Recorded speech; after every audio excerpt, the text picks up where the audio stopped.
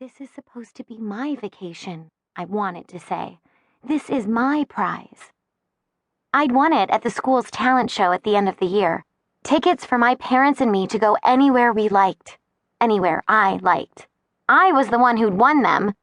We'd been planning to go in the summer, but my parents had had lots of parties booked. Their party entertaining business is at its busiest in the summer, so we'd ended up having to postpone the trip to my fall break vacation. I looked into Dad's eyes. They were dark and tired. He smiled his goofy smile at me, and I couldn't help softening. He deserved a vacation as much as I did. So did Mom. They'd both worked really hard all summer without a real break at all. At least I'd had a week away at Charlotte's, if you could count that. I took Dad's hand in mine. "This is fun," I said, forcing a smile. "Go on, I'll go first."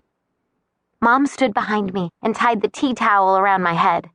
"No peeping now," she said. "Just stick the pin in the map, and wherever it lands, that's where we'll go." "Unless it's in the middle of a city," Dad said. "Or in the middle of the ocean," Mom added. "Or a building site," I chipped in, finally letting their puppy dog enthusiasm infect me.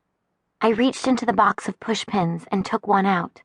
I was about to stick it into the map when Dad grabbed my arm. "Wait!" he yelled. "What?" "Look," he said, ignoring the fact that I had a coffee-stained tea towel wrapped over my eyes. I pulled the towel off and rubbed my face. I saw it right away. A butterfly, fluttering over the map. It must have flown in through the window. "It's beautiful," Mom said. "I've never seen markings like that before," Dad added, silently bending over the table. "So intricate." "So pretty," I said, watching as it flew the length of the map, twisting this way and that in tight little circles and figure eights. Its wings buzzing and vibrating, it hovered just above the map, as though searching for the perfect place to land. It finally chose a spot in the top corner of the map, and we all leaned in to take a closer look. "Careful," Mom whispered. "Don't want to frighten it away." The butterfly maneuvered slowly across the map, wings open, like an airplane taxiing to the runway. Its wings were so delicate. They looked as though they'd been made from the thinnest silk in the world and decorated with the tiniest brushes that could possibly exist. Dark purple lines wriggled all around the tips, which were dotted with baby pink spots. Dark purple faded to ocean blue at the center of each wing. "Amazing," I said. "Nature's incredible, isn't it?" Dad murmured. "Hang on a sec." Mom tilted her head to peer under the butterfly on the map. "Look at that," she said. "We are looking at it," Dad said with a laugh. "Can't you see us? This is us looking at it."